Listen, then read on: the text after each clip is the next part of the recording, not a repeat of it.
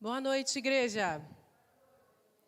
Bom ter você aqui. Eu estou vendo rostos novos, diferentes. Eu não sei, acho que é uma família inteira aqui, né? Louvado seja Deus. Vocês são daqui, de Itabuna? Conceição. Eu acho que tem pelo menos um que eu conheço, porque as máscaras disfarçam a gente, né? Escondem. E a família do Jailton está aqui, a mãe e a irmã dele, louvado seja Deus.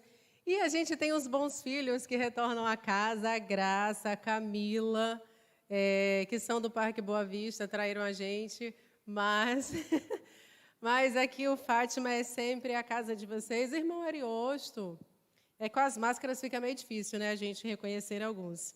Eu vou pedir licença a vocês eu não trouxe a minha Bíblia impressa, porque eu vou usar uma versão para ler com vocês, que é a nova versão transformadora, e infelizmente eu ainda não tenho essa versão impressa. Eu tenho no aplicativo, que é o que eu vou usar aqui. O tema que nós vamos trabalhar nessa noite é um tema que eu vou tentar detalhar para vocês aqui. Para quem já é adventista, já tem um tempo de caminhada, já deve ter ouvido falar a respeito de sacudidura, da palavra sacudidura, peneiramento, da igreja, do mundo, das pessoas de modo individual, um sacudir mesmo, como se fosse um despertar, ou pelo menos uma tentativa de despertamento. Para quem não é adventista ou não está acostumado com essa linguagem, essa expressão sacudidura trata exatamente de uma tentativa, digamos assim, de Deus, como se fosse assim, as últimas chances de tentar despertar as pessoas desse mundo, mesmo os que se dizem cristãos, para as últimas advertências que são dadas a esse mundo antes que Cristo aponte nas nuvens dos céus, antes que as dificuldades se assombrem, se agigantem sobre esse mundo.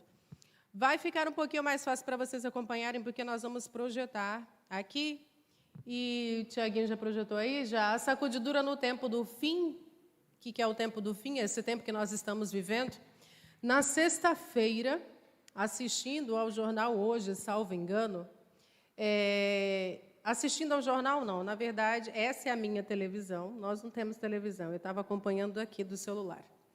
E, enquanto eu estava na cozinha, deixei ligada a TVzinha. E me chamou a atenção só a voz de uma pessoa que dizia assim: a gente não precisa se preocupar com essas ideias apocalípticas. Na hora que falou apocalípticas, eu olhei, né, para a TV, para ver o que era. Você estava tratando de um jornal. Eu acredito que o contexto era sobre a vacina. E eu não sei quem era a senhora, muito provavelmente uma cientista, uma médica, alguma coisa desse tipo. E ela disse o seguinte, resumindo: não precisamos nos preocupar com essas ideias apocalípticas. Tudo está em paz. A vacina vem aí, a nossa vida vai voltar ao normal. Ninguém precisa se preocupar porque não é o fim do mundo. Foi a última frase dela. E ela não está errada, em parte. A Covid-19, 20, entrando para 2021, não é o fim do mundo. Faz parte da escatologia do fim, ou seja, dos últimos sinais que apontam para o fim de todas as coisas sobre a face da terra. Há alguns, e eu estou dizendo porque são colegas de trabalho ou vizinhos, que me disseram que estão esperando, alguns me disseram que estão esperando que uma nave espacial venha para levar todo mundo do planeta Terra, porque esse planeta não vai mais suportar todas as pessoas. E eu perguntei, e vai levar para onde? E pelo menos uma dessas pessoas me disse, vai levar a gente para Marte. E uma outra pessoa, essa não era universitária, mas uma outra universitária pós-graduada me disse a mesma coisa, que ela também espera, mas ela não falou de nave, né, de extraterrestres. Ela disse que os homens estão construindo ônibus espaciais e os seres humanos vão migrar da Terra para a Lua, em estações espaciais, e para morar no planeta Marte. E eu perguntei para ela, eu falei, é sério que você acredita nisso? Aí ela, você não acredita que Jesus vai voltar? Eu falei, é verdade. Mas eu acho que para a gente acreditar que é capaz de morar num planeta extremamente quente como é Marte, ou mesmo na Lua extremamente gelada, você precisa ter mais fé do que eu, que acredito na volta de Cristo. Então, realmente, você é uma pessoa que tem mais fé do que o que eu tenho. O fato é que, no início do ano passado, no meio das confusões todas com a pandemia, enfim, pelo fato de não ter televisão, eu não acompanhava nada. Eu sabia alguma coisa ou outra de pandemia do que publicavam aqui no grupo da igreja, porque nem mesmo via notícias de internet e eu não estava inteirada. De verdade que eu não estava. Nem nos meses de dezembro, nem janeiro, nem fevereiro, nem março. Até porque eu estava trabalhando. Só no mês de abril, não, minto, no início do mês de março, porque foi antes de começar a quarentena nossa aqui. No início do mês de março, uma pessoa me mandou uma mensagem no WhatsApp me perguntando assim, Lisa, o que está acontecendo na Itália, isso eu já falei aqui na Igreja do Fátima, o que está acontecendo na Itália já são as pragas do Apocalipse? E na hora, antes de responder, eu parei assim, eu falei, Senhor, o que está acontecendo na Itália? É um problema de não se ter televisão dentro de casa.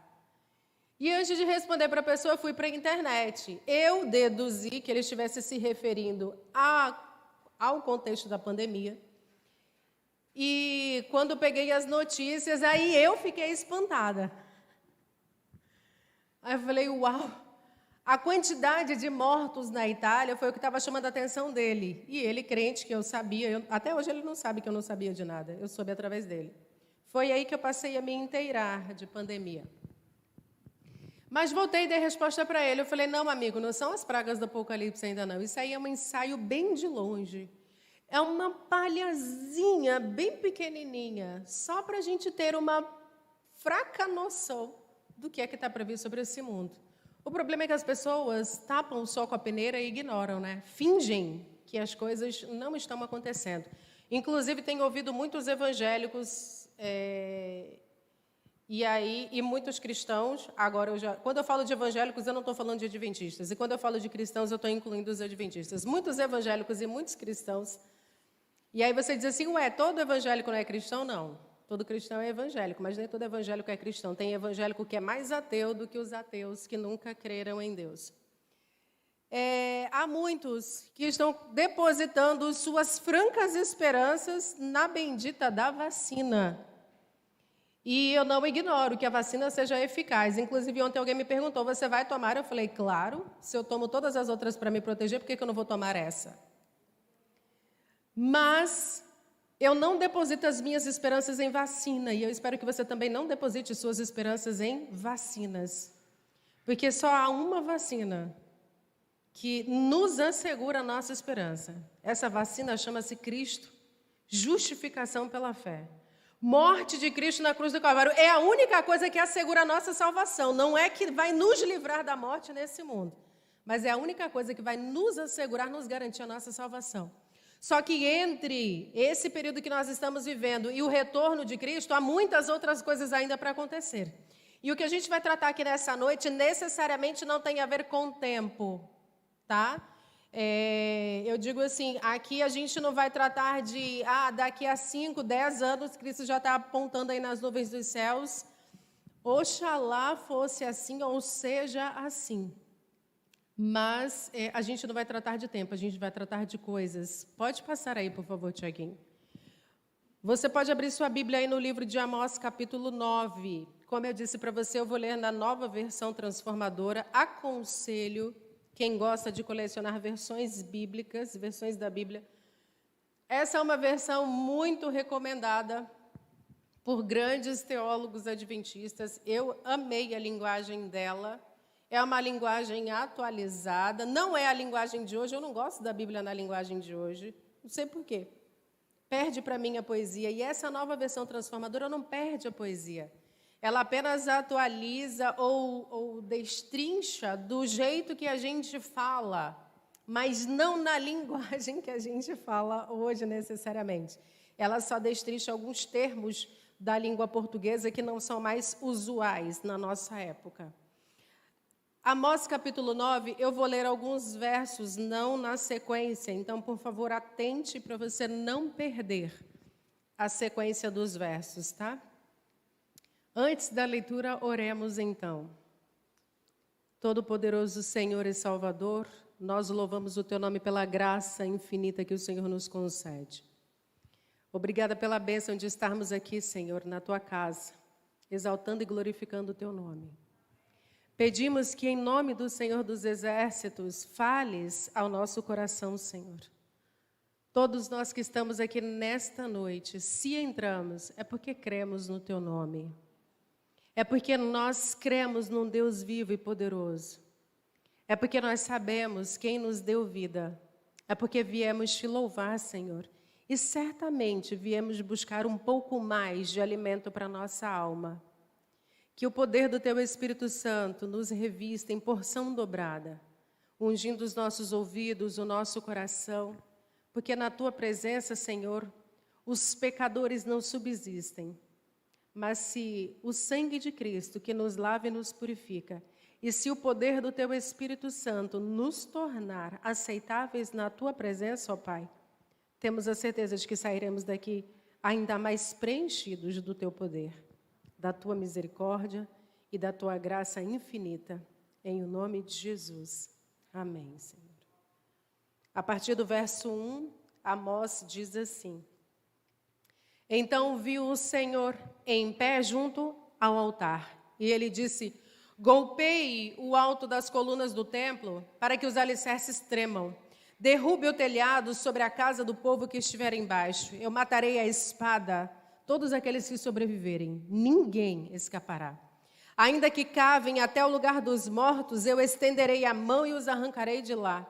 E ainda que subam até os céus, eu os farei descer. Verso 4. Ainda que seus inimigos os levem para o exílio, ordenarei que a espada os mate ali, porque eu estou decidido a trazer calamidade sobre eles e não o bem. Verso 5. O soberano Senhor dos exércitos toca a terra e ela se derrete, todos os que nela habitam lamentam. A terra se levanta como o Nilo, o rio do Egito, na época das enchentes e depois afunda. Verso 8. Eu, o Senhor soberano, vigio sobre a nação pecaminosa de Israel. Eu a varrerei da face da terra, mas jamais destruirei por completo o povo de Israel. Verso 9, pois darei ordens e sacudirei a Israel junto com as outras nações, do mesmo jeito como o trigo é sacudido na peneira. Mas os grãos não se perderão. Todos os pecadores, porém, morrerão pela espada. Todos aqueles que dizem, nenhuma calamidade virá sobre nós. Só até aqui o verso 10. O contexto é o seguinte: Amós, o profeta, ele era pastor de ovelhas, mas era do reino de Judá. E Deus chama Amós e diz assim: Amós, eu preciso de você, vai e profetiza para o reino de Israel, o reino do norte. Era um reino, aliás, o reino do norte foi o reino que primeiro caiu, foi o reino que primeiro desapareceu e sucumbiu. Mas havia uma promessa de que Deus asseguraria que o remanescente de Israel também seria conservado. O povo não seria totalmente exterminado. Deus ainda conservaria por amor a Davi e as promessas que ele havia feito a Abraão. Mas enquanto nação, enquanto reino, o povo de Israel receberia do Senhor uma repreensão muito grande pelo fato de ter desprezado todos os alertas que Deus havia enviado por meio dos profetas. Amós, contemporâneo de Isaías. Inclusive, hoje eu me deparei que o nome do pai de Isaías é Amós, só que aparece com Z.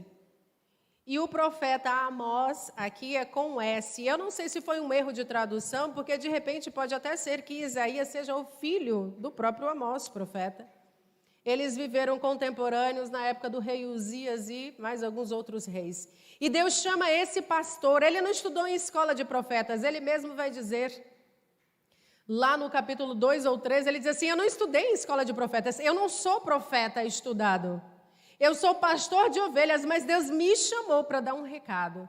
E ele estava dizendo isso para um sacerdote chamado Amazias, que havia escrito uma carta para o rei Jeroboão II, do reino de Israel, dizendo ao rei que mandasse prender a Amós, porque Amós estava pregando coisas que não agradavam ao rei. Profecias contra o reino de Israel e contra o próprio rei. Ele não predizia coisas boas. Deixa eu dizer uma coisa para você. Você é chamado a ser profeta do Senhor nos tempos modernos. Não profeta que vai predizer coisas que Deus lhe deu em visão, mas pode até ser, porque eu não sei se Deus vai lhe dar algum tipo de visão. Mas os profetas foram homens e mulheres que o Senhor levantou no meio da nação de Israel ou de Judá, principalmente para exortar o povo, para chamar a atenção do povo de volta ao Deus verdadeiro, para despertar o povo para a adoração verdadeira, para o culto verdadeiro, para prestar reverência ao Deus verdadeiro. Boa parte dos profetas, quando você vai ler a história de vida deles, você vai perceber que eles estão muito mais exortando, muito mais pregando, muito mais puxando a orelha do povo, do que lhes relatando visões que Deus os deu. Eles não eram apenas homens e mulheres que recebiam visões, eles eram os pastores sobre o povo. E Deus chama a mim e a você para sermos profetas para a nossa nação, para o tempo em que nós vivemos, sobre a nossa cidade, no sentido de nós pegarmos a verdade para o tempo presente e apresentarmos para essa geração. Inclusive, nós vamos ver um pouco sobre isso, sobre o que é essa verdade para o tempo presente. O fato é, Deus passou um pouco mais de 300 anos mandando centenas de advertências para o reino de Judá e o reino de Israel. Centenas de advertências dizendo assim, prestem atenção, dia após dia, noite após noite, eu tenho enviado os meus profetas até vocês e vocês desprezaram, mataram os meus profetas, pisaram a minha lei, vocês transgrediram o sábado, quebraram a aliança, tornaram a aliança como se fosse um sangue de animal imundo, o pacto da aliança que era feito através dos sacrifícios que eram oferecidos continuamente. O povo havia tornado aquilo abominável na presença do Senhor. E Deus diz assim, quando vocês se ajuntam, nós vimos ontem, inclusive, na lição, capítulo 1 de Isaías, e Deus vai repetir aqui para Amós, quando vocês se ajuntam nas assembleias solenes, nas festas da lua nova, nos sábados, para os grandes sacrifícios, eu estou para vomitar vocês, eu rejeito tudo isso que vocês me oferecem, porque eu tenho mandado centenas de advertências para vocês e vocês desprezam o tempo inteiro aquilo que eu mando para vocês. Como, pois, esses sacrifícios que vocês oferecem podem servir de agrado para mim?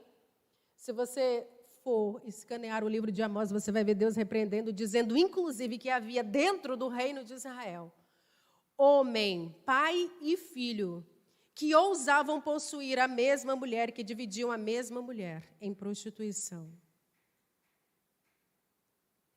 O pobre continuava sendo explorado, juízes continuavam aceitando o suborno, viúvas continuavam sendo exploradas, mas as próprias mulheres também prevaricavam, também caíram em rebeldia. Deus vai dar centenas, diversos alertas.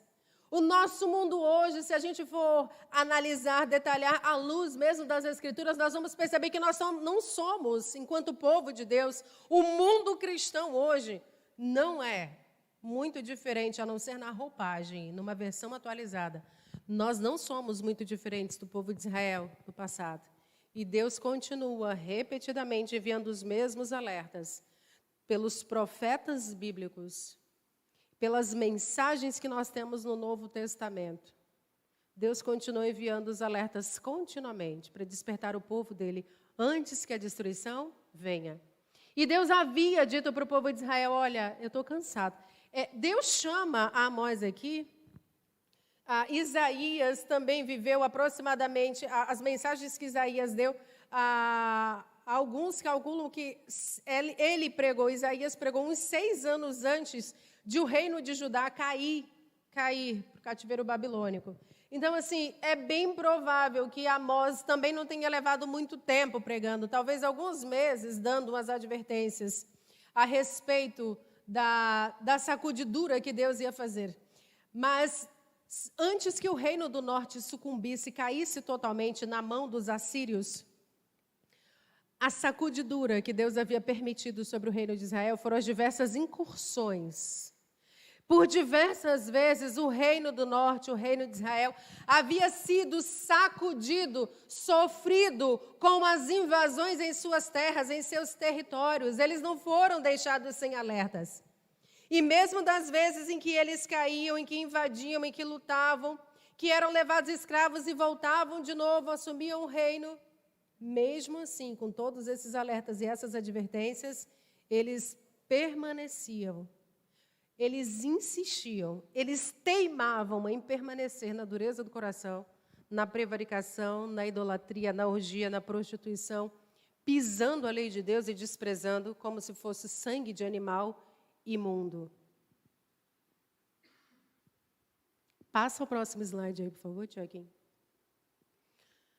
Para nós hoje, um mundo que tem desprezado a lei de Deus, tem pisado a lei de Deus dia após dia. E o mundo, eu não estou falando dos incrédulos, não.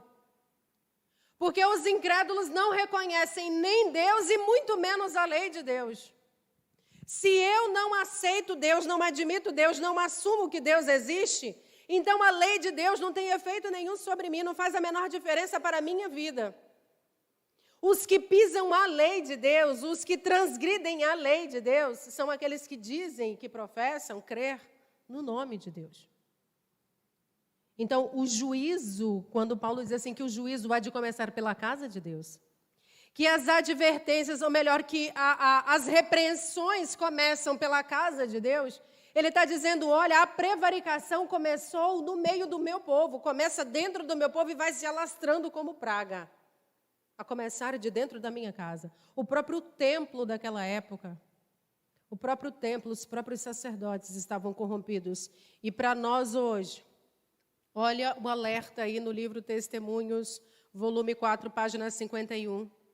É isso que diz a Ellen White, devemos com urgência buscar esta experiência. Que experiência? A experiência de preparo, de arrependimento, de confissão, porque a mensagem que Deus mandou através de todos os profetas foi uma mensagem de arrependimento, de confissão, de abandono de pecado. E nós devemos, com urgência, buscar esta experiência, este preparo, pois Deus está agora cirandando o seu povo, provando os seus propósitos ou motivos. Muitos serão apenas palha, não são trigo, pois não haverá valor neles. Passa a próxima imagem aí, por favor. Por que eu fiz questão de pôr essa peneira aí? É uma pena que eu não achei imagem de alguém peneirando trigo. Aqui são grãos de café, mas é só ilustrativo mesmo. Esse peneiramento aqui, mesmo dos grãos de café, visa exatamente quando você jogar os grãos para o alto. O vento empurrar para longe dos grãos aquilo que não presta, aquilo que não tem peso. Aquilo que não é o grão de verdade.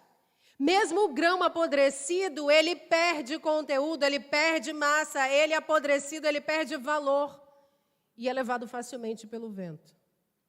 Deus assegurou para Amós, através de Amós, que quando ele peneirasse o povo de Israel, quando ele sacudisse a nação de Israel, só restaria aquilo que seria de fato trigo, porque todo o resto, toda a palha seria soprada para longe. A mesma coisa vai acontecer conosco. Aliás, ao longo da história do povo de Deus, isso sempre aconteceu. E o que é esse sacudir? Quais são as causas da sacudidura? Antes de a gente entrar em detalhar nas causas para o nosso tempo, eu vou adiantando só para puxar da memória de vocês um pouco. Se você lembrar ao longo de toda a história do povo de Deus, começando lá do Antigo Testamento, mas principalmente a partir do Novo Testamento, todos os crentes, individualmente, e toda a igreja coletivamente, sempre foi peneirada, sempre foi perseguida, sempre foi provada e testada. Individualmente e coletivamente, todos nós seremos provados e testados. E isso pode ser com perseguições sociais, porque o Império Romano perseguiu centenas de milhares de cristãos. A Igreja Católica, junto com, ou melhor, o Papa, o outro Karol Wojtyła, que eu esqueci o nome dele, o nome que ele usava, João Paulo II, ele foi a público pedir desculpas ao mundo pelos tribunais de inquisição que a Igreja Católica havia instituído durante a Idade Média, 1260 anos de perseguição ferrenha a todos aqueles que se mantiveram fiéis à palavra do Senhor. 1260 anos de perseguição, em que a igreja dominou com mão de ferro, que os historiadores chamam de Idade das Trevas. Um período em que a igreja dominou absoluta. Os homens incrédulos chamam de Idade das Trevas.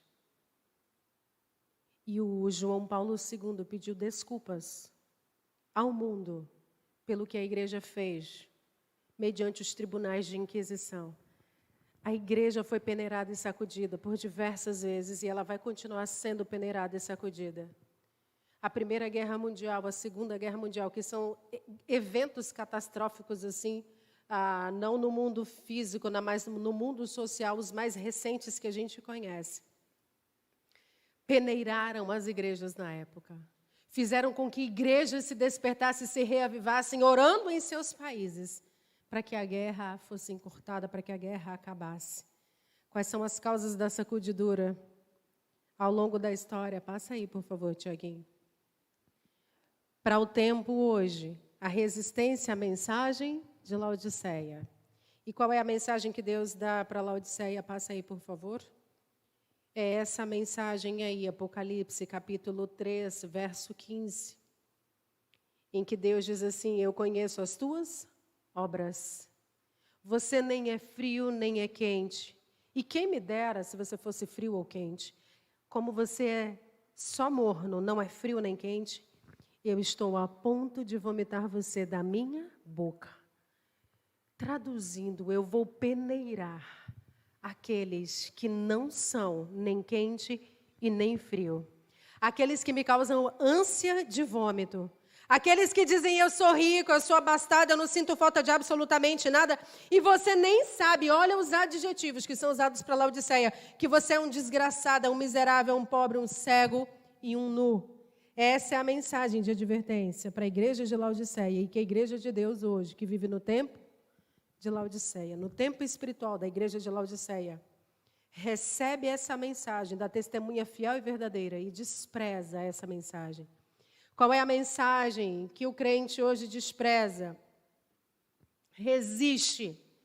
A mensagem que Deus envia para Laodiceia é: eu te aconselho que você compre ouro, colírio e vestiduras brancas. Eu te aconselho que você unja os teus olhos com o Espírito Santo. Esse é o óleo, Espírito Santo, a palavra do Senhor. Eu te aconselho que você compre de mim ouro refinado, a palavra de Deus. Uma fé provada no fogo, isso é ouro refinado.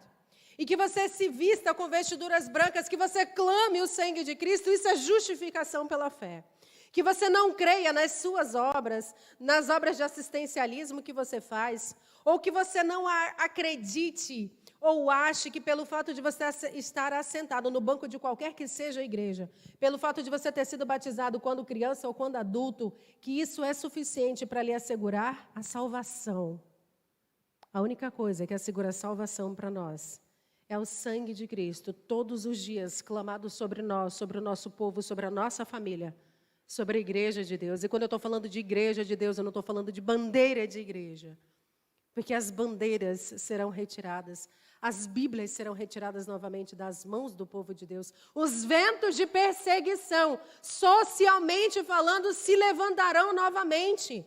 Mas só vai derrotar aqueles que desprezam exatamente essa mensagem de Laodiceia. A soberba, a arrogância da igreja de Laodiceia foi a causa de sua ruína espiritual. E é o cuidado que nós precisamos ter hoje, para não sermos soberbos espirituais. Nos acharmos que porque somos adventistas, batistas, metodistas, ou porque somos católicos praticantes, que isso é suficiente para assegurar a nossa salvação. Só tem uma coisa que assegura a nossa salvação.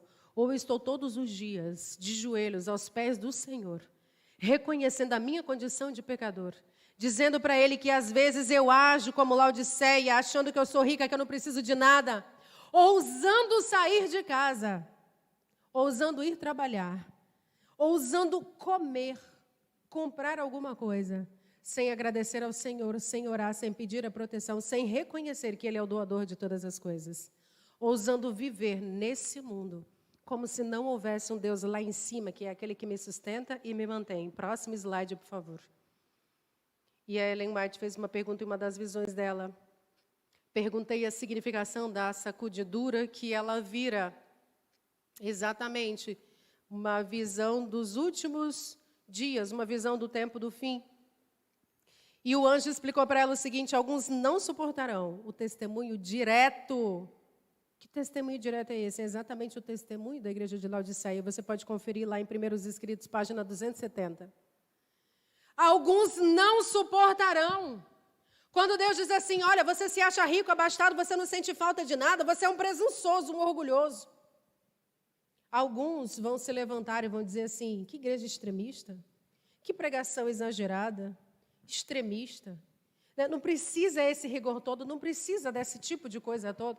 A mensagem que nós queremos é uma mensagem que venha de encontro ao nosso coração, ou melhor, que venha ao encontro do nosso coração. Nós queremos uma mensagem que afague o nosso ego, que faça bem a nossa alma, que amance o nosso espírito. Mensagens que venham nos incomodar, nos tirar da zona de conforto, não são mensagens agradáveis de serem ditas. E alguns não suportarão exatamente esse testemunho, a testemunha fiel e verdadeira, a advertência que ele dá para a igreja de Laodiceia de dizer assim: eu vou vomitar você da minha boca. Quando ele diz assim, eu estou ao ponto de vomitar, ele está dizendo assim: eu estou com náusea, com ânsia de vômito, a sua hipocrisia me dá nojo. E não demora, eu vomito. Eu acredito que todo mundo aqui, pelo menos uma vez na vida, já tenha passado pela questão do vômito. A náusea que fica, o enjoo que fica. E se você passou mal por alguma comida, você percebe que depois que você vomita aquela comida, o alívio é imediato. É imediato. Se você estiver entupido, comeu demais, você não está se sentindo bem, se você provocar vômito, eu garanto para você que é automático. Tirou o lixo do estômago, acabou o incômodo. Acabam as náuseas. No máximo vai ficar uma dor de cabeçazinha se você demorou de vomitar. Que com o tempo ela passa. Imagina Deus aguentando a hipocrisia do mundo cristão moderno, ao ponto de nos vomitar. Pode passar, por favor. Segunda causa pela qual o povo de Deus, a igreja e os membros individualmente serão sacudidos é a rejeição da verdade presente. E que verdade presente é essa? Pode passar, por favor. A verdade presente. Primeiro, para esclarecer, eu fiz questão de pôr esse parágrafo aí para você entender que a verdade presente foi a verdade pregada para cada época para o povo de Deus. Em cada momento da história houve uma verdade presente para aquela época, para aquele momento. Para o antigo Israel, a verdade presente era a verdade da justificação pela fé mediante o sacrifício de Cristo na cruz do Calvário. Aquela era a verdade presente. Depois o povo, ou melhor, essa verdade presente começou com Abraão, com os rituais de sacrifícios contínuos. Deus tira o povo do Egito. Deus dá os 10 mandamentos, todos bem decodificados. Deus institui o santuário. Essa era a verdade presente para aquela época. Quando Cristo vem e nasce e traz a palavra de Deus, ele traz a verdade presente para aquela época, a de justificação pela fé que continuava. Não a justificação dos fariseus. Não na base da guarda da lei, estrita obediência à guarda da lei, destituída de fé. Destituída de uma alma que se entregava, compungida, contrita, que reconhecia a sua pecaminosidade. Porque se vocês se lembrarem dos fariseus, eles eram 10 vezes melhores do que todos nós somos em guardar a lei. Mas todos eles foram desprezados e rejeitados por Cristo. Porque eles eram excelentes em cumprir regras, mas eram péssimos de relacionamento com Deus. Não tinham substância que Deus olhasse para dentro do coração deles e dissesse: ali tem espaço para eu atuar. Os fariseus eram cheios de si mesmos, cheios das próprias regras. Não havia espaço para que Deus trabalhasse no coração deles e tornava a vida do povo pesada. Nossas doutrinas distintivas, na continuação aí, são a verdade presente para o tempo de hoje. E por que as nossas doutrinas distintivas? Porque a maioria das nossas doutrinas são compartilhadas por todo o mundo cristão. Mas as nossas doutrinas distintivas são a verdade presente para o tempo de hoje. Nós pregamos que a alma é mortal. A alma, essa que pecar, morrerá. É isso que Deus diz. As doutrinas distintivas que nós temos, a mortalidade da alma, a lei de Deus como permanecendo, como vigorando, a lei de Deus completa e não apenas a guarda do sábado, a lei de Deus como um todo, que é o que precisa reger o coração do crente. A lei de Deus como um todo, viva, eterna, reflexo do caráter de Deus. Outra verdade presente. As 3 mensagens angélicas. Temam a Deus, dê-lhe glória. É chegada a hora do juízo de Deus. Há um juízo que vem sobre a terra. Outra doutrina distintiva, como nós interpretamos o santuário celestial, as 2.300 tardes e manhãs. O que nós pregamos. Foi ontem ou foi semana passada, falando sobre o selamento. Eu comentei para vocês aqui que nós havíamos feito uma pesquisa alguns anos atrás, nós fizemos, e pedimos que a igreja citasse só 5 doutrinas. E eu disse para vocês o que a maioria da nossa igreja na época citou em termos de doutrinas. Que vergonha para nós. 5 razões pelas quais somos adventistas do 7º dia. Não beber café, não beber Coca-Cola, não comer carne de porco, guardar o sábado. Ellen White. É isso que torna você uma adventista do 7º dia? Por que você está sentado nos bancos da igreja? Por que você se assenta no banco da sua igreja, se você não é adventista? Por que você é cristão? Você é cristão para quê? Você vive para quê? Para que você carrega o nome de Cristo sobre você? Para que nós carregamos? Que Deus nós apresentamos para o mundo? Ouvindo uma pregação do pastor Robson Aleixo. Essa pregação está no YouTube, mas eu esqueci o tema da pregação, o título. Ele dizia assim, a maior bizarrice que nós podemos dizer para uma pessoa que chega à nossa igreja pela primeira vez é dizer assim, não olhe para as pessoas, olhe para Cristo. E na hora que ele falou isso, eu falei, uai, não entendi. A maior bizarrice é eu dizer para alguém, não olhe para as pessoas, olhe para Cristo. E depois ele explicou de modo muito simples aquilo que talvez eu e você já nos demos conta, mas a gente não pesou na balança. Presta bem atenção qual é o Cristo que o mundo vai ver andando por aí. Um Cristo parecendo o Thor de Hollywood, com cabelo loiro, olhos azuis, uma barba bonitinha. O Cristo hollywoodiano que a gente vê nos filmes. Qual é o único Cristo que o mundo vai ver? Somos eu e você sentados nos bancos da igreja ou andando por aí. O mundo não vai ver outro Deus, a não ser aquele que eu e você carregamos. Como é que alguém pode entrar aqui na nossa igreja, na sua igreja, e você dizer para essa pessoa, não olhe para as pessoas, porque se você olhar, você tropeça. Olhe para Cristo. Que Cristo? Cristo disse, se vocês olharem para mim, vocês estão vendo o Pai. E ele disse assim, sede os meus imitadores, ou melhor, sede meus discípulos, sede santos como eu sou santo. Paulo disse, sede meus imitadores, porque eu sou imitador de Cristo. Traduzindo, se vocês me amam, vocês guardam os meus mandamentos, se vocês são os meus discípulos, vocês me servem verdadeiramente. Não há outro Cristo que o mundo vai ver sobre a face da terra, a não ser a mim e a você. A mim e a você. As músicas do Padre Zezinho estão cheias disso, inclusive. Amar como Jesus amou. Pensar, sonhar como Jesus sonhou. Sentir o que Jesus sentia. E quando chegar ao fim do dia, eu dormiria muito mais feliz. Se você não conhece essa música, precisa conhecer. Porque é linda.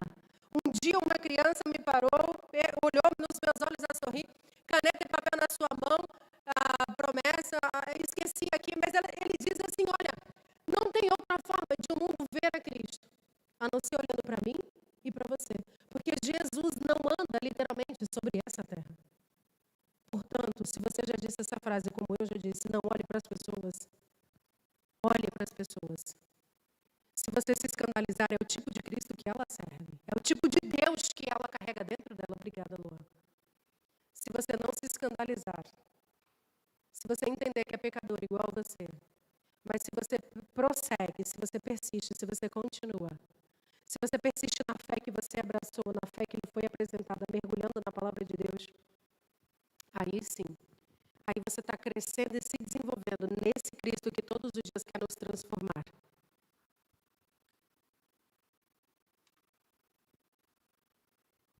Avançando, a unidade do povo remanescente. A unidade do povo remanescente de Deus produz no mundo poderosa convicção de que eles possuem a verdade e que são um povo peculiar e escolhido. A unidade presente no meio do povo. Não é a confusão, o disse-me-disse, a dissidência, não é a divisão. Não é o que eu acho e o que eu não quero que o pastor ache. Não é se a pregação me agrada. Não, hoje quem é que vai pregar? Eu não gosto desse tipo de pregação, eu gosto daquele outro porque prega coisas que eu gosto de ouvir. Se a gente pensa que ser unidos é estar assentados nos bancos da igreja sem que não haja confusão nenhuma, nós estamos totalmente enganados. A unidade é doutrinária. E sabe o que ajuda a manter a unidade doutrinária da Igreja Católica no mundo inteiro? É um folhetinho chamado, acho que O Domingo no Brasil, eu nem sei se esse folhetinho ainda é usado. É o que mantém a unidade doutrinária da igreja.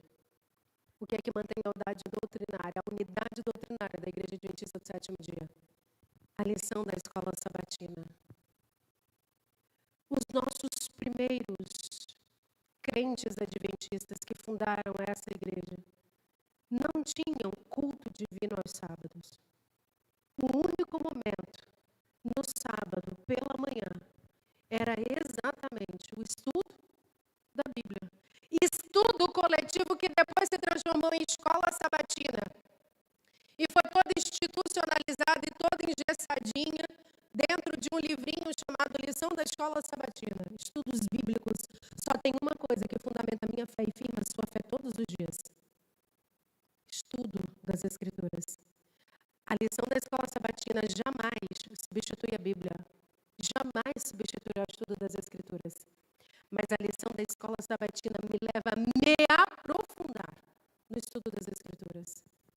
E por que eu estou enfatizando isso? Porque tem uma outra causa que a gente vai ver mais adiante, que é rejeitada por nós, que a gente despreza, a gente não dá a menor atenção, a começar pelo desprezo ao estudo da lição da escola sabatina. Passa aí, por favor. A unidade deixa Satanás desconcertado. A unidade doutrinária dessa igreja aqui faz com que o inimigo fique desconcertado. Você sair daqui para Curitiba, para São Paulo e para o Rio Grande do Norte, e ir lá para a Argentina, para os Estados Unidos, e você se sentir totalmente à vontade, sabendo que o que você está estudando aqui no sábado pela manhã é o mesmo que está sendo estudado no Japão, lá na Nova Zelândia, lá nos Estados Unidos, lá na Groenlândia, se houver povo adventista lá estudando a lição da escola sabatina. O tema é absolutamente o mesmo. São os mesmos hinos. Você não se sente perdido, deslocado. Muda um formalismo ou outro, um pouco da doxologia. Alguns ainda mantêm a plataforma naquele padrão tradicional, outros não têm mais. Isso aí são questões culturais. Mas, de modo geral, nós temos aquilo que nos une. Passa, por favor. Terceira causa, e já avançamos, faltam apenas mais duas. Descuido e indiferença religiosa. É aqui onde eu estou falando a respeito do desprezo que nós temos para com as coisas que nos são dadas para o nosso elemento espiritual. Passa aí, por favor. Ao serem sacudidos, alguns tinham sido lançados fora do caminho. Isso aqui é uma outra visão dela. Os descuidosos e indiferentes que não se uniam com os que prezavam suficientemente a vitória e a salvação, passa aí, por favor, para por elas lutar e angustiar-se com perseverança, não as alcançaram e foram deixados em trevas, e em seu lugar foi imediatamente preenchido por aqueles que aceitavam a verdade, e a ela se filiavam. Ao serem sacudidos, ao serem peneirados, ao serem provados, ao serem testados, alguns não resistiram, porque foram descuidosos, não oraram, não se entregaram, não prezavam suficientemente a vitória e a salvação para, por elas, pela vitória e pela salvação, lutar e se angustiar. O que é ser descuidado? Desprezar. Desprezar a mensagem à Laodiceia. Desprezar o estudo da lição da escola sabatina que me leva a me aprofundar mais na Bíblia. Desprezar o meu devocional diário. Alguns eu vou citar, na verdade, um exemplo direto, porque aí já é símbolo. Uma certa irmã me ligou uma vez e disse assim, eu preciso que você ore pelo meu irmão. E ela falava desesperada, pelo meu filho, enfim, toda desesperada. E eu falei, tá, mulher, se acalma, o que foi que aconteceu com seu filho? Ah, porque ele saiu daqui, tá lá, e foi para tal lugar, e tá bebendo, e tá andando com pessoas assim, assim, assim, um menino que foi criado assim, assim, assim, assim, assim. Eu falei, você se preocupou muito em cercar teu filho, mas esqueceu de ensiná-lo a se defender do mundo. Você colocou seu filho dentro de uma redoma de vidro e a primeira vez que ele vai para longe de você, com 1 mês, ele já está na roda dos escarnecedores, bebendo. Mulher de que não sei o quê. E aí ela começou a chorar. Eu falei, filha, a melhor forma de defendermos os nossos filhos, ou melhor, de protegê-los, é ensiná-los a se defender. Não achemos que porque os nossos filhos estão assentados conosco nos bancos das nossas igrejas, eles estão automaticamente munidos de todas as armas para se defenderem. Descuido e indiferença para com as coisas religiosas. Dar prioridade a tudo aquilo que não é de Deus. Priorizar as coisas do mundo, priorizar o trabalho. Priorizar a nossa folga, priorizar a praia. Eu conheço um monte de pessoas que esfriaram muito rapidamente porque realizaram o sonho da casa de praia e deixaram de congregar. E quando você deixa de congregar, você começa a esfriar aos poucos. Não, minha irmã, mas eu tenho casa de praia, isso não vai acontecer comigo, louvado seja Deus. Mas eu estou dizendo de pessoas que eu conheço, que são pessoas que perderam o relacionamento, o convívio, que não fazem parte de trabalho missionário, que não estão em cultos, que não acompanham os cultos, que não estão na escola sabatina. Pode até ser que agora tenha alguma desculpa para acompanhar cultos, porque todos os cultos estão sendo transmitidos online aí, né? Praticamente todas as igrejas, exceto aquelas bem basiquinhas, mas de modo geral todo mundo está na internet hoje. Nem essa desculpa se tem mais. Despreza e indiferença. Devolvo o dízimo quando eu quero, do jeito que eu quero, se der, se sobra. A oferta é do jeito que eu quero e é o que sobra também. Ao serem sacudidos, alguns não resistem. Porque não tem uma fé sólida. Aí quando vem a doença, logo desanima. Porque Deus não respondeu como a pessoa queria. A sacudidura também vai ser individual. Eu não sei o que é que Deus vai permitir para que a sua fé seja abalada. Ou melhor, a intenção de Deus não é abalar a nossa fé. A intenção de Deus é testar a nossa fé. Se nós resistiremos à prova. Lembrem-se que quando o grão é jogado para o ar, o vento empurra aquilo que é palha. Não nos escandalizemos, porque à medida em que nos aproximarmos cada vez mais da volta de Cristo, mais pessoas abandonarão as nossas fileiras. E a gente tem que ter cuidado para nós não sermos uma dessas pessoas. Para se voltar contra o cristianismo. Abandonar as crenças, a fé dos pais. Porque foram descuidosos e negligentes. Quarta e penúltima. Pessoas que não suportarão provas e perseguições. Não vão resistir ao patrão, ao chefe. Não vão resistir à dificuldade financeira e vão deixar de devolver dízimos e ofertas. São coisas que vão se somando. Não é isso que me leva imediatamente à minha perdição. Essas coisas vão se somando. Como blocos que a gente vai colocando um em cima do outro para levantar uma casa, as paredes de uma casa. Qualquer derrotazinha, na menor coisa que seja, são tijolos que a gente vai colocando para construir a escada que não nos leva para cima, para a salvação, mas a escada que nos leva para baixo, descendo para a perdição. Aquele que é fiel no pouco também é fiel no muito, o contrário também é verdade. Aquele que é infiel no pouco, obviamente vai ser infiel no muito. Inclusive no exercício dos talentos, negligenciar as coisas de Deus. E falando de provas e perseguição, passa aí, Tiaguinho, por favor. Página 368. As maiores provas e perseguições que iremos enfrentar no mundo social, nós já sabemos, são as perseguições com relação à lei de Deus. Quando a lei de Deus for anulada, a sua igreja, olha só, aqui é de modo coletivo, enquanto instituição.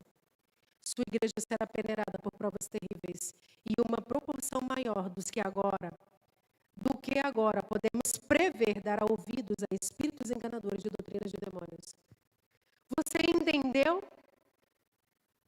Lembra das virgens, das 5 virgens, as loucas? Elas não puderam permanecer ali à espera do noivo, no momento de maior escuridão, porque as lâmpadas delas se apagavam, elas não tinham azeite em reserva.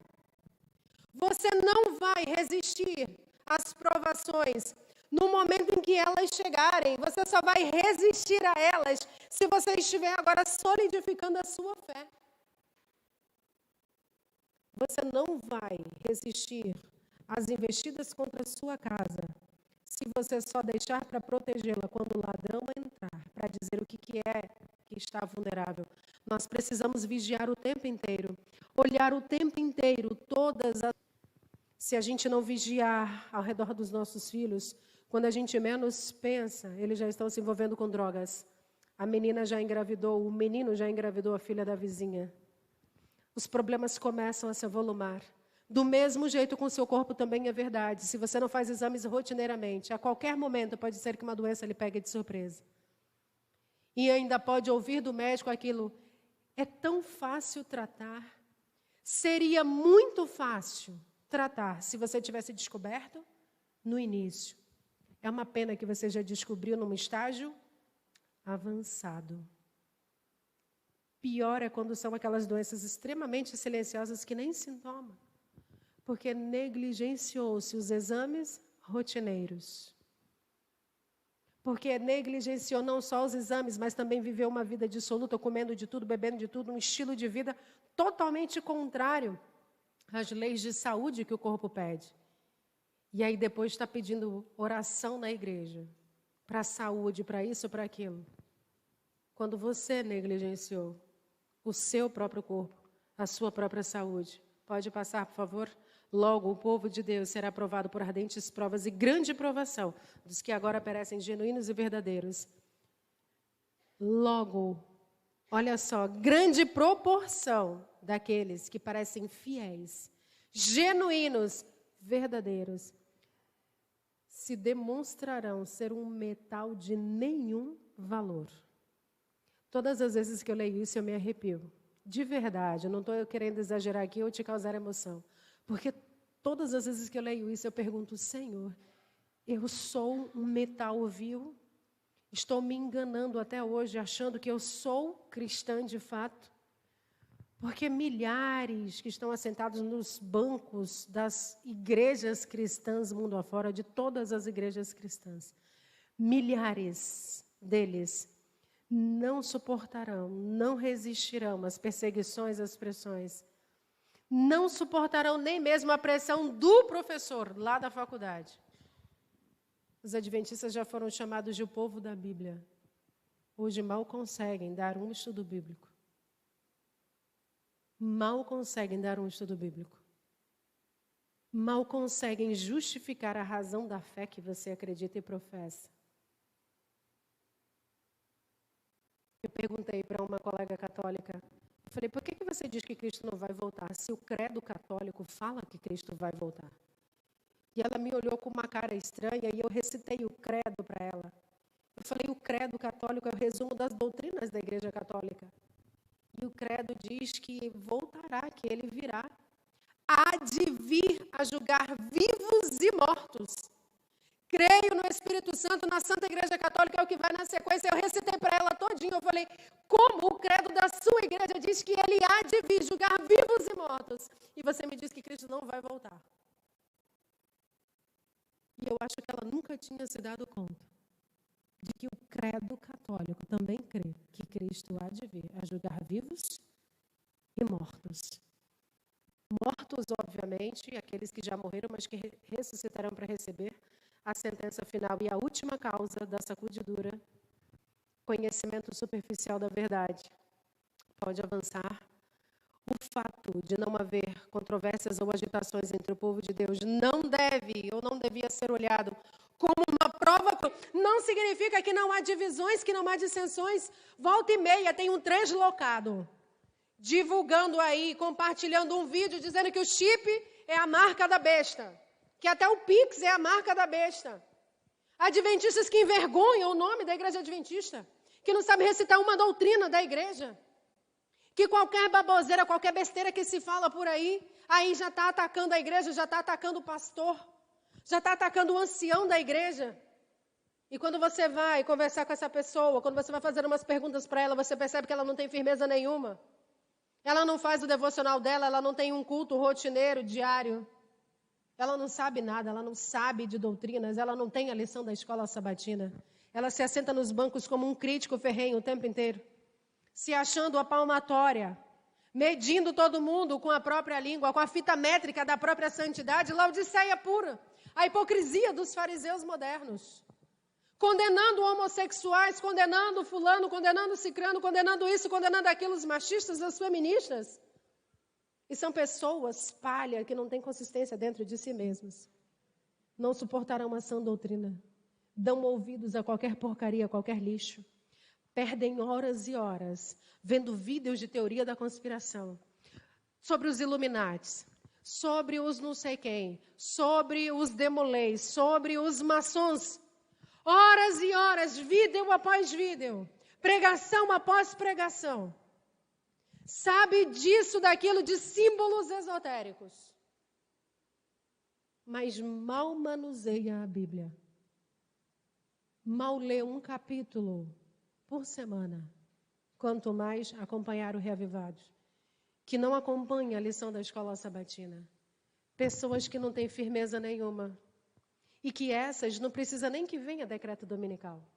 Não precisa nem que venha perseguições do mundo social ou que o patrão pegue no pé dele. Uma dorzinha já é suficiente. Um irmão que olhar meio torto para ele ou que não der bom dia já é suficiente para virar as costas, para reclamar e falar mal. Para se levantar nos bancos da igreja e dizer, não gostei dessa pregação, não gostei desse culto.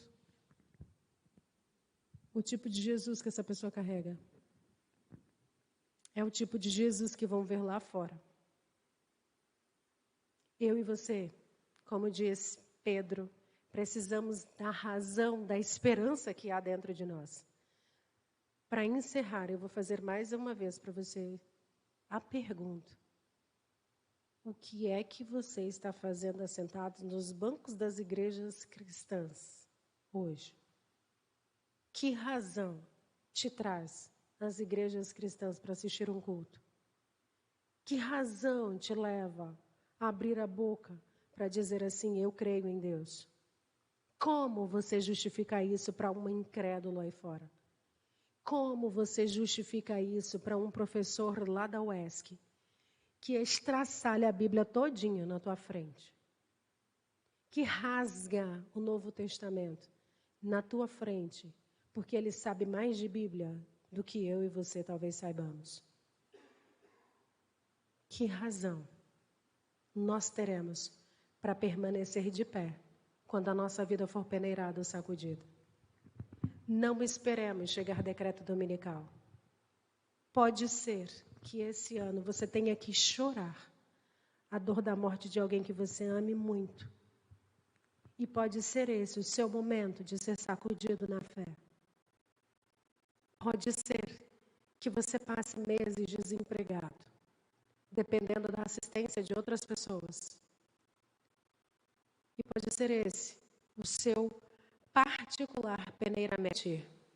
Mas eu sei que Amós levou uma mensagem de garantia de que todos aqueles grãos que fossem de fato trigo, esses permaneceriam na peneira. O vento levaria apenas aquilo que é palha, que não tem consistência em si mesmo e que o vento empurra para longe. Cristãos superficiais, qualquer baboseira que um desses grandes, que um Whindersson da vida, que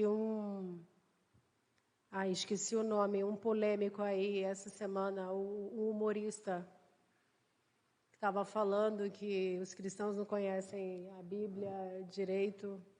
Ele está na Globo, esqueci aí. O Porchat, Fábio Porchat. Qualquer besteira que o Fábio Porchat fala, lá no YouTube, você vê lá centenas, milhares de comentários de pessoas incrédulas. Milhares, porque o Porchat disse há umas 2 semanas atrás aí, que quanto mais você lê a Bíblia, mais ateu você se torna. Eu não sei que tipo de Bíblia ele lê. Nem mesmo se ele escaneia, porque assim, ler por ler, a gente tem centenas de milhares de cristãos lendo também. O problema é que ele lê. Mas o cristão de verdade, ele escaneia as Escrituras. Mateus 5,39, quando Cristo disse assim para os fariseus, vocês examinam as Escrituras? Cristo estava dizendo assim, olha, vocês escaneiam as Escrituras porque vocês julgam que nela vocês vão encontrar a verdade, a salvação. E são essas Escrituras que testificam de mim, mas vocês não querem vir a mim. Vocês dizem que examinam as Escrituras, mas vocês me rejeitam. Vocês dizem que examinam a Bíblia, que tem a Bíblia, que vocês são cristãos, mas vocês vivem como o mundo. Vocês se vestem como o mundo, falam como o mundo. Vocês comem como o mundo. Vocês oram como o mundo ora. Vocês louvam como o mundo louva. Vocês ouvem aquilo que o mundo ouve. Vocês se parecem mais com o mundo do que comigo. Os cristãos dos últimos dias, os cristãos para o tempo do fim, tem que ser pessoas que vão cada vez mais se distinguir, se destacar e se isolar. Vão ser isolados porque vão ser distinguidos mesmo. E isso também vai ser causa de perseguição. Aqueles que vão simplesmente não gostar de você gratuitamente, pelo simples fato de você ser crente.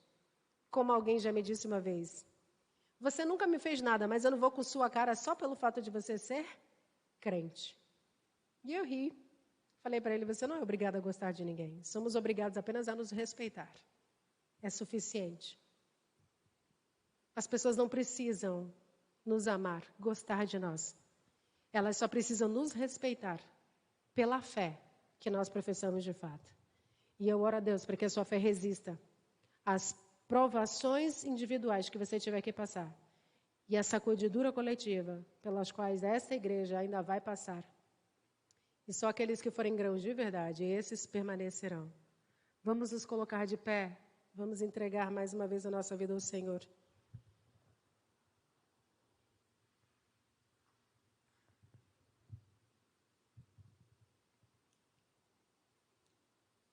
Senhor Santo e Todo-Poderoso,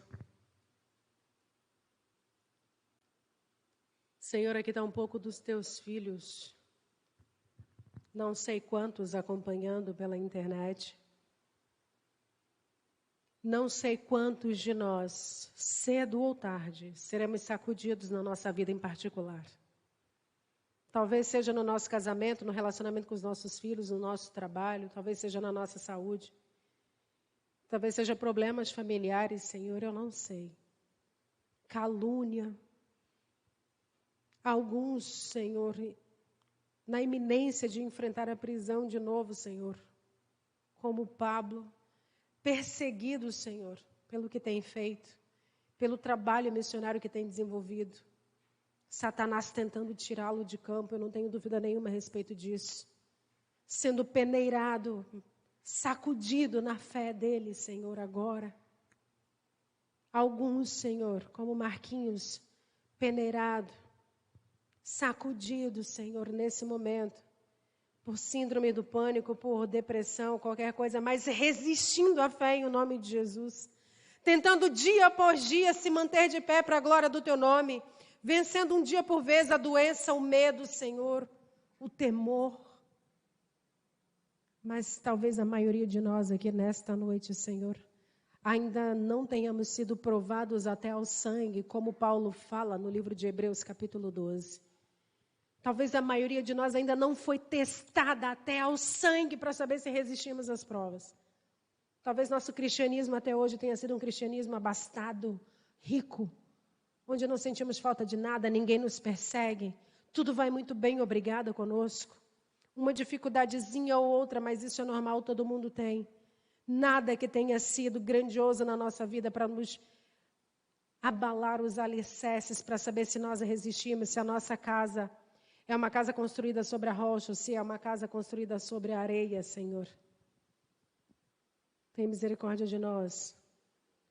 Em nome do Senhor dos Exércitos, nos ajuda, Senhor, a fundamentarmos a nossa fé na palavra, a mergulharmos na Tua palavra todos os dias, Senhor. Nos dá vontade de ler a palavra, de escanear a Tua palavra, de guardar a Tua palavra dentro do nosso coração, antes que ela seja arrancada das nossas mãos.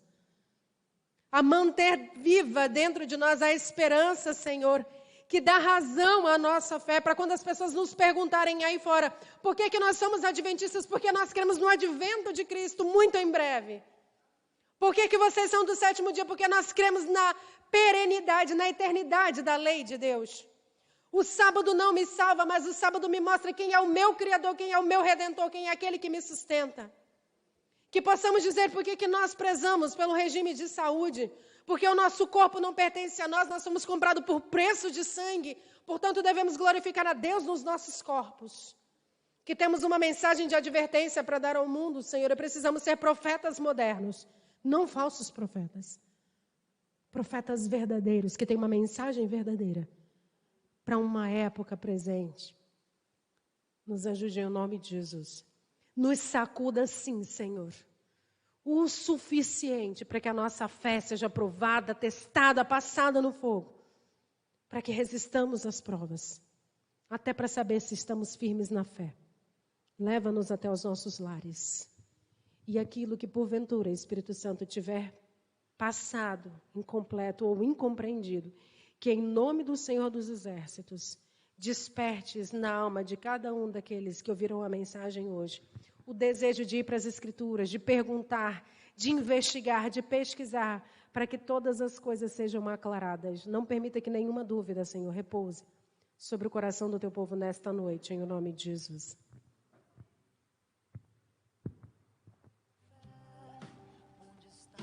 Crença que me ensinaram quando eu me converti.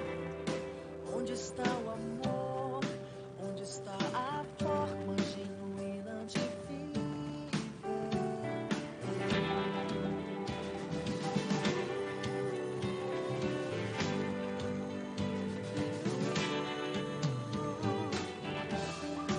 Onde estão as leis? Por que pensar aquilo que o Senhor já ordenou? Quer falar de paz? Se guerras fazem parte do viver do cristão. Dizer não é o bastante. É preciso testemunhar. Chegou de abrir o coração e viver como Cristo aqui viveu, com nossa vida deu. Se agora o poder hoje desce do céu, desperta a igreja, o noivo já vem.